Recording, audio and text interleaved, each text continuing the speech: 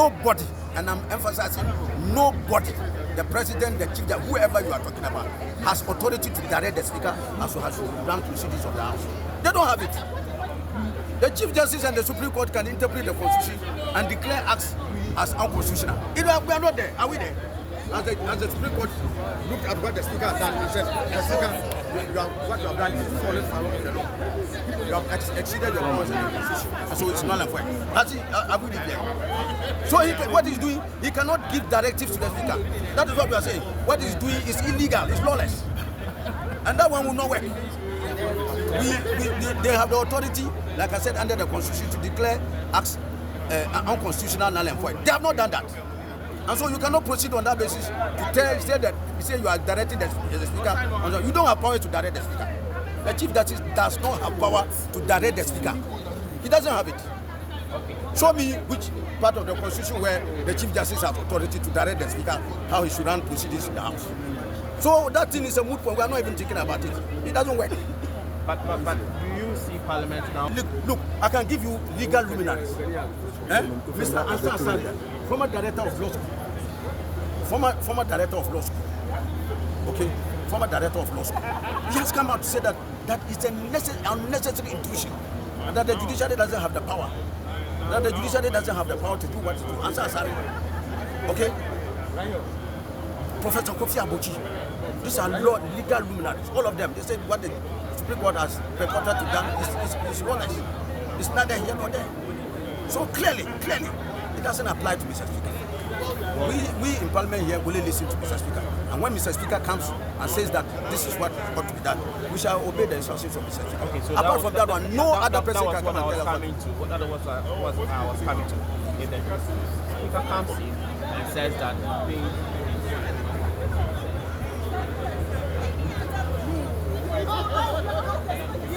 let me say what I said. I said that we listen to the Speaker. We will listen to the Speaker, but I don't even foresee that coming. Because why? Mr. Speaker himself knows that he is the authority in this house. And Mr. Speaker himself knows that nobody from outside can direct him how to do his work. And it is the same Mr. Speaker who ruled that we are in the majority. So why would you think Mr. Speaker will come back and reverse what he has done? Why would you think? Why? What is the basis?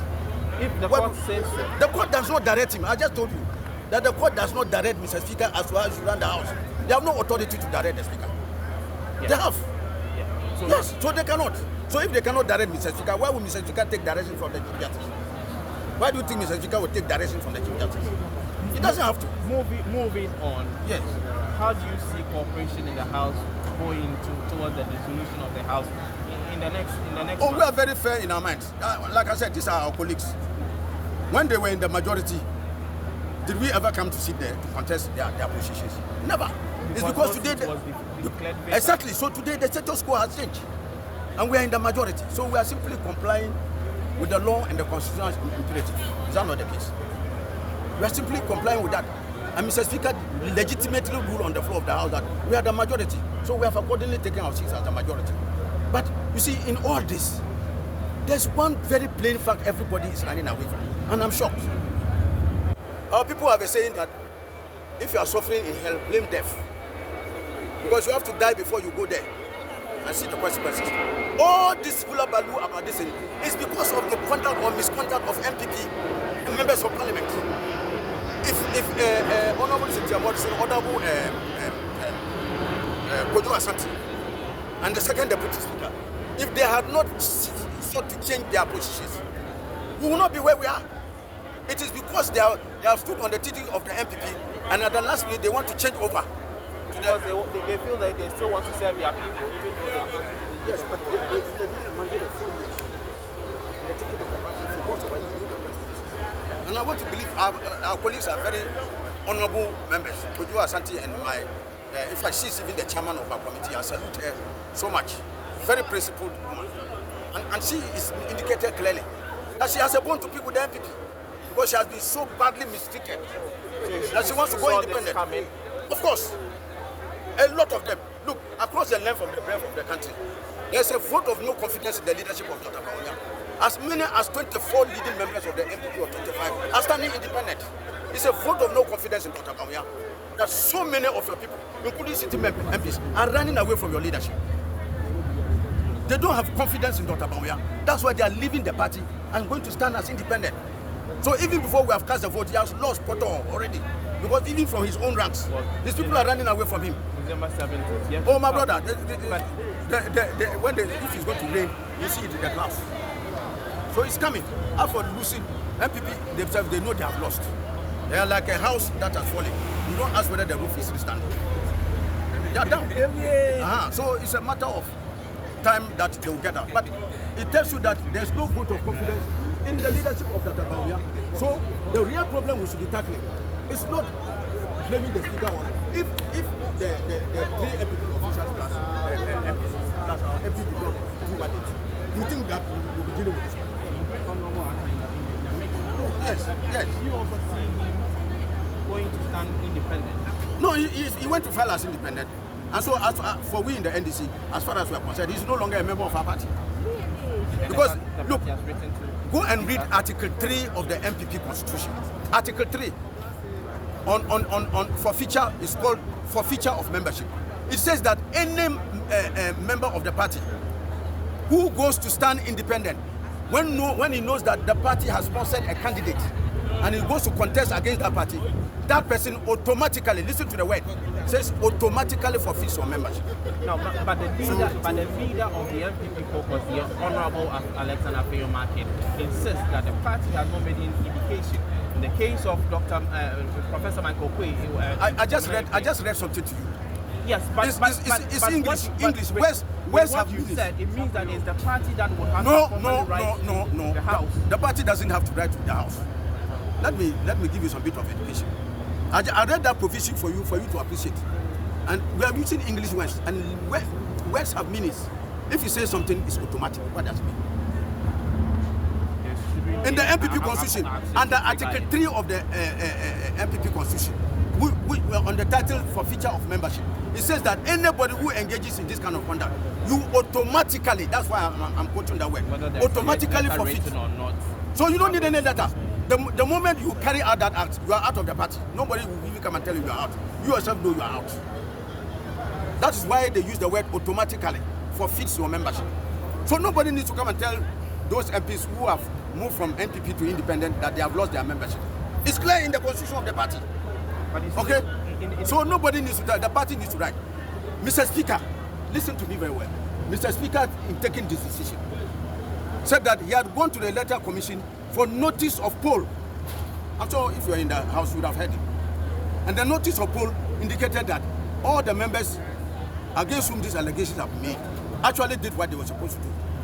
Honorable Cynthia Morrison has filed as independent candidate, and the data is before the electoral commission. Honorable Kojo Asante, member of parliament for Surum, on the ticket of the MPP, has filed as an independent. And the information is before the electoral commission on their notice of poll.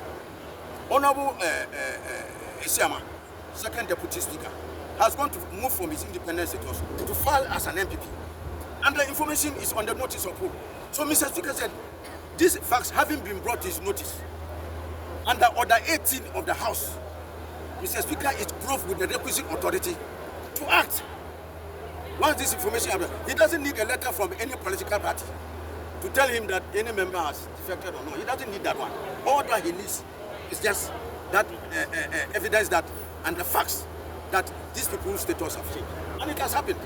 And Mr. Speaker said that nobody on the MPP side got up to contradict the facts that he had mentioned. If somebody had got up to say, oh, Mr. Speaker, point of information, Honorable Kojo Asante has not gone independent. He is still a member of our party.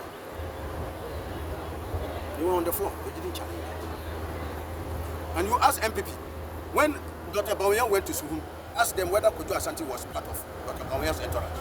In fact, they rather raised the hand of the MPP candidate and called Kojo Asante names. They say he's a traitor, he's a treacherous person, he's a villain. They vilified him in the constituency and said that the MPP has nothing to do with him. And they can come and sit here and lie that they have not written any letter. They don't need to write a letter. Any MPP person, just refer them to their own constitution. That their constitution under Article 3 on forfeiture of membership automatically has removed them even as members. So nobody needs to write. So Mr. Speaker, having been seized with these facts, made the declaration of the forces vacant. So that is self-discipline. So you are well fortified fortified. We are fortified that we take direction from the Mr. Speaker, and nobody else from outside can direct the proceedings of the House except Mr. Speaker. So if you hear that somebody is giving the directions, it's null and void. There are no directions that can be given to Parliament outside what the Speaker says. So forget about it. No. You can be a landlord in your house, but you can't be a landlord in everybody's house. Moving on, what should be there if the Speaker should go back his ruling on that?